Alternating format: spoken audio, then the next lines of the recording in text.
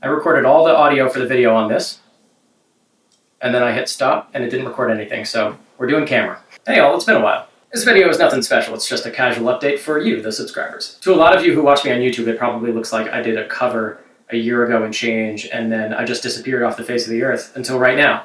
Some of you found me on Instagram and can validate, in fact, that I was alive during that time, but this video is actually for the rest of you, and I just want to talk about what I've been up to and where I'm going. It's worth mentioning right off the bat, and probably obviously at this point, that I'm not really doing Doom covers anymore, or at least not anytime soon. I did my last cover more than a year ago, but after that, I didn't really have any time because I started exploring what it means to be a composer and to get my footing in the industry. Do you remember what it was like to get your first job and to have to learn all the rules and all the corporate jargon and to learn like who to ask questions to and stuff? That's exactly how I've been feeling this year. So with that in mind, here's what I've been up to since about this time last year. Last October, I think I was working on Atomic Heart DLC number 2, and it forced me to reach into my toolbox and just grab all the real cartoony, weird stuff. Super fun tracks. If you haven't heard those songs, you should go check them out. Cookie Crumbler specifically, probably one of the things I'm most proud of. It's absurd. Around that same time, I attended my first Game SoundCon in California, and I came away from that conference feeling unbelievable. It was one of the best conferences I've ever been to. Part of the reason is because it's very small and it's very intimate, and if you're someone who's trying to just break into the industry for the first time, that's a really good one to start with. There are bigger conferences that are scarier. That one was perfect. It's only audio people. Speaking of a big conference, in the wintertime, I attended my first GDC, which is like a really big one in California.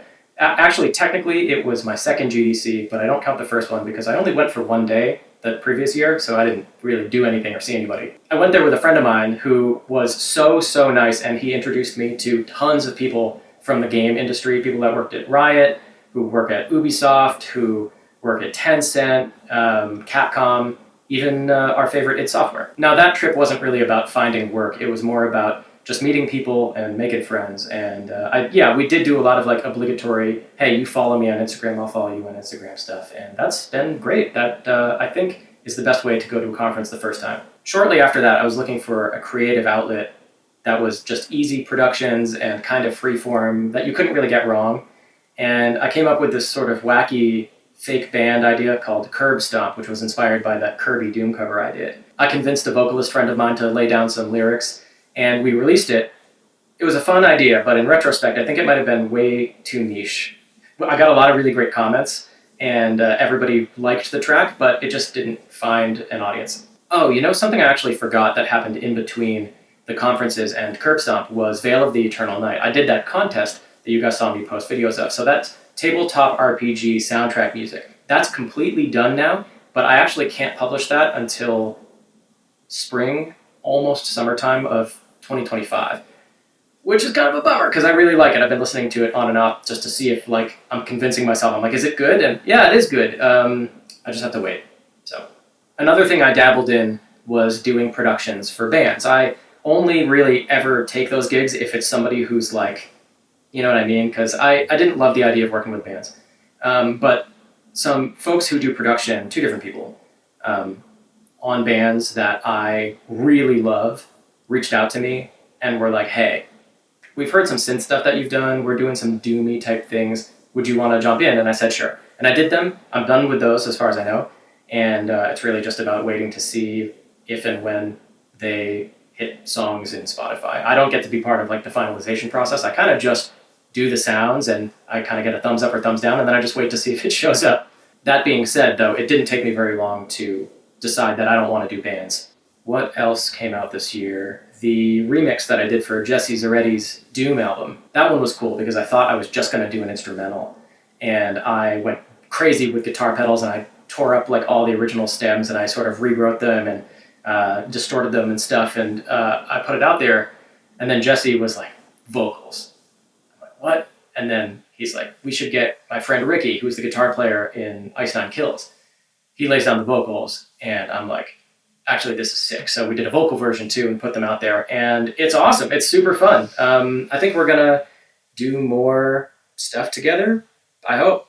Okay, we're getting towards the second half of the year now, and one big thing that happened to me was on Instagram, I started doing serum synth tutorial stuff, just like really short ones. They got a ton of reach. I didn't realize how many people were doing synth design. I got a lot of followers over there, and then I started putting out Serum presets. One particular one that I did, which sounds just like a low-tuned electric guitar, that one got a lot of attention, and I started doing a bunch of other packs and started selling them, and they've been selling quite well. So doing synth-oriented stuff, doing presets, and ideally doing like boutique sounds or maybe even like plugins and other software, that's stuff that I seriously started getting into during this year, and I started to prioritize it more. One thing that really blew me away too was those videos and those presets got in front of people that I respect super highly in the industry, not just composers, but like guitar players and metal people. Social media sucks for a lot of reasons, and I don't like being on it, but it's good for some things, and that's one of them. So from that, I had an opportunity to start doing a little bit of product consulting with the company JST, Joey Sturgis Tones. And what I do there is I sort of help them figure out what the next generation of products are going to be and sort of help facilitate making those happen. Because that's what my original background was before I got into music, is I worked as a programmer and as a product manager in tech companies. And so this is kind of like something I can do in my sleep. So I am doing that with them now. And if you've heard or used DF Smack or X Repeater, those two are ones that I actually did the concept demos for, and then they took those, they liked them, they took those and they turned them into products. So along the same lines, and this is where I'm starting to realize maybe I bit off a little too much, I started my own company called The Noise Department. And it's not a big one, it's just me and a friend right now. But we started small by moving all of the presets from my old website over to Noise Department, and then we discounted them, obviously.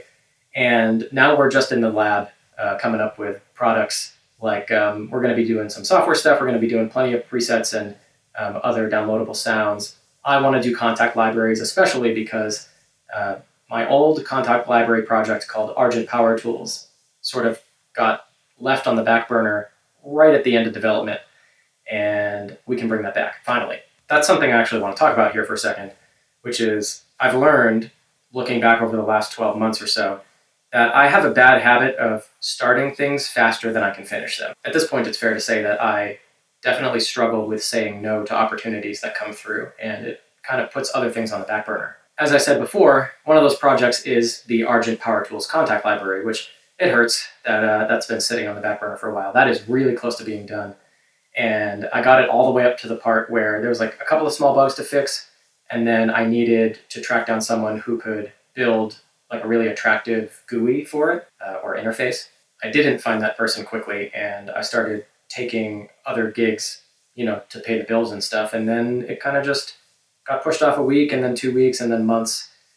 And yeah, and it sucks. And with Noise Department, we prioritized actually finishing that product. So that's one of the things that I've got top of mind for this company. The next one is another big one, which was the Fight Between Realms album that I kept talking about. That one hurts a lot because I wanted it to be so much bigger than the YouTube mini-series that it was at the beginning. It was just an experiment when I started, and then I was like, oh, I have big dreams now. From YouTube videos to album, I got quite far, but a couple of things went wrong. The big thing is I wanted to rewrite the story, so I think I hunkered down for a month, and I wrote over 100 pages, and then I gave it to a friend of mine who is an editor, and she started pointing out really important things about the plot that were not great. Like, it was a little bit amateurish because I've never written that much before. Like, I'm not a book writer, I'm a songwriter, right? As I started trying to fix the drafts, I realized there were some fundamental issues, and I was like, I gotta scrap it. So I scrapped it, and I rewrote the synopses. I didn't rewrite like the whole draft. And that's about as far as I was able to go. So the story, like the backbone is written, but it's not a fully written story, if that makes sense. Another thing that happened was that I wasn't able to see the artwork through to completion. And it's been quite a while now, so I think it's going to have to sort of start over again. It is what it is. Now, when it comes to the music, that part is almost completely done. There's only one song that I don't love that I probably have to go back and redo. Everything else is, for the most part, done. The thing that stings is that I asked people to collaborate with me on it, and I didn't finish it. It didn't get released. You guys know who you are, and I just want to say I'm really sorry. When it does get released, and I want it to get released, I hope it is as good or better than we imagined it would be when we started. For what it's worth, I've been flip-flopping between releasing this just as is or waiting until I actually have the means to finish it the way I wanted it to be done so that there's like hype and people actually want to listen to it. I feel like it's a disservice to do the first one. Okay, moving on to the last example. Knowing that I wasn't going to be able to finish Fight Between Realms, and that was bugging me, I had started another album. This one, though, it has a story that is completely done and ready to go. It has all the artwork finished, so that's good. The only thing that's not done is the music.